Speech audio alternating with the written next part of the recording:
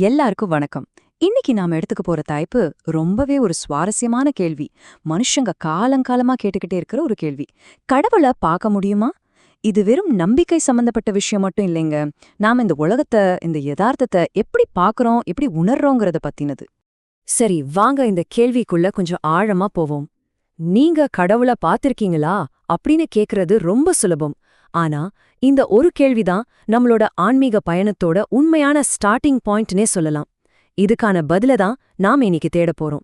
பொதுவா நாம கடவுளை எதுக்கு தேடுறோம் யோசிச்சு பாருங்களேன். ஒரு நல்ல வேலை கிடைக்கணும், உடம்பு நல்லா இருக்கணும், பிரச்சனைகளெல்லாம் தீரணும். இப்படி நம்மளோட தேடல் பெரும்பாலும் ஒரு கொடுக்கல் வாங்கல் மாதிரி, ஒரு டீல் மாதிரி தான் இருக்கு இல்லையா? இதுக்கு பேரு தான் டிரான்சாக்ஷனல் வியூ. சின்ன வயசுல இருந்தே நமக்கு என்ன சொல்லி கொடுக்கறாங்க? சாமி கும்பிடு, உனக்கு எல்லாம் கிடைக்கும் தானே. ஆனா இங்க ஒரு முக்கியமான விஷயத்த நாம கவனிக்கணும். நம்ம ஆசைகளை முன்னிறுத்தி தேடும்போது அந்த ஒரு விதமான எமோஷனல் வேகத்துல நாம உண்மைய விட்டு இன்னும் தூரமா போய்கிட்டே இருக்கோம். அப்போ கடவுள ஒரு உருவமா பார்க்க முயற்சி பண்றதுதான் பிரச்சனையா? அப்ப வேற என்னதான் வழி? சரி, வாங்க இப்போ ஒரு புது கோணத்துல இதை அணுகுவோம். பார்ப்பதை விட்டுட்டு எப்படி உணர்வதுன்னு தெரிஞ்சுக்கலாம். இப்ப நாம பார்க்க போறது ரொம்ப ரொம்ப முக்கியமானது. யதார்த்தத்தை 3 லெவல்ல நாம புரிஞ்சுக்கலாம். 1 உருவம், 2வது அணுக்கள், 3வது பரம். இது சும்மா ஏதோ தியரி இல்லைங்க. இது நாம உலகத்தை பார்க்கிற விதத்தையே மாத்த போற 3 அடுக்குகள். வாங்க ஒன்னொன்னா பார்க்கலாம். இவ்ளோ பெரிய விஷயத்த எப்படிங்க புரிஞ்சுக்கிறதுன்னு நீங்க கேட்கலாம். ரொம்ப சிம்பிள். நம்ம கையில இருக்கிற ஒரு சாதாரண பொருளையே எடுத்துக்குவோம். உதாரணத்துக்கு ஒரு பேனா. முதல்ல இத பார்க்கும்போது நமக்கு என்ன தோணுது?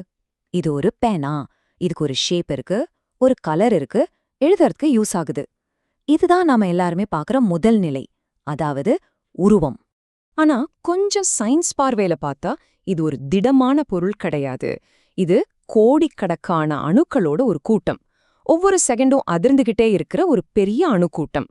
அப்போ இது ஒரு பொருள் இல்ல, சொல்லப்போனா இது ஒரு தொடர்ச்சியான நிகழ்ச்சி, ஒரு ஈவெண்ட். சரி, இப்போ இன்னும் ஒரு படி உள்ள போவோம். இந்த அணுக்கள் எல்லாம் ஏங்கிட்டு இருக்கு இல்லையா? இந்த இயக்கத்துக்கு பின்னாடி இதுக்கு ஆதாரமா என்ன இருக்கு? அசவே இல்லாம எல்லா இடத்துலயும் நிறைஞ்சிருக்கிற ஒரு வெளி, ஒரு ஆற்றல், ஒரு ஸ்பேஸ். இந்த அடிப்படை உண்மையத்தான் நம்ம மரபுல பரம்னு சொல்றோம், சிவம்னு சொல்றோம். அப்ப இதுலேருந்து என்ன தெரியுது? அந்த பேனாவோட உருவமும் சரி, அந்த அணுக்களோட இயக்கமும் சரி, இதெல்லாமே தற்காலிகமான தோற்றங்கள் தான். ஆனா அதுக்கு ஆதாரமா இருக்கிற அந்த பரம் மட்டும்தான் உண்மையான, எப்பவும் மாறாத ஒரு விஷயம். அதுதான் மெய்ப்பொருள். நம்ம திருவள்ளுவர் இதை எவ்வளவு அழகா சொல்லியிருக்கார் பாருங்க. எப்பொருள் எத்தன்மை தாயினும் அப்பொருள் மெய்ப்பொருள் காண்பதறிவு. ஒரு பொருள் எப்படிப்பட்டதா இருந்தாலும் சரி, அதுக்குள்ள இருக்கிற உண்மையான பொருளை, அந்த மெய்ப்பொருளை பார்க்கறது தான் உண்மையான அறிவு. இது சும்மா ஒரு தத்துவம் இல்ல, இது வாழ்க்கையையும் யதார்த்தத்தையும் பார்க்கறதுக்கான ஒரு புது கண்ணோட்டம். சரி, இந்த அறிவெல்லாம் ரொம்ப நல்லா இருக்கு. ஆனா இது வச்சுக்கிட்டு நம்ம அன்றாட வாழ்க்கையில என்ன பண்றது? இந்த உண்மையோட நாம எப்படி வாழ்றது?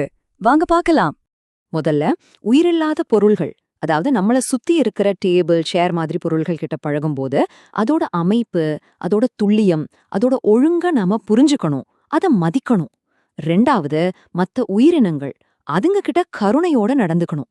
அதுங்க சந்தோஷமா வாழ முயற்சி பண்ணுது, அதை நாம தொந்தரவு பண்ணக்கூடாது.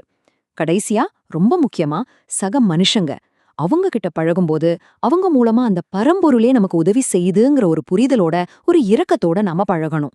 இங்க ஒரு நல்ல விஷயம் என்னன்னா, இந்த உண்மையெல்லாம் உணர்றதுக்கு நாம ஒரு சரியான காலகட்டத்துல வாழ்ந்துட்டு இருக்கோம். இது நிஜமாவே ஒரு ஞானம் மலரக்கூடிய ஒரு காலம்.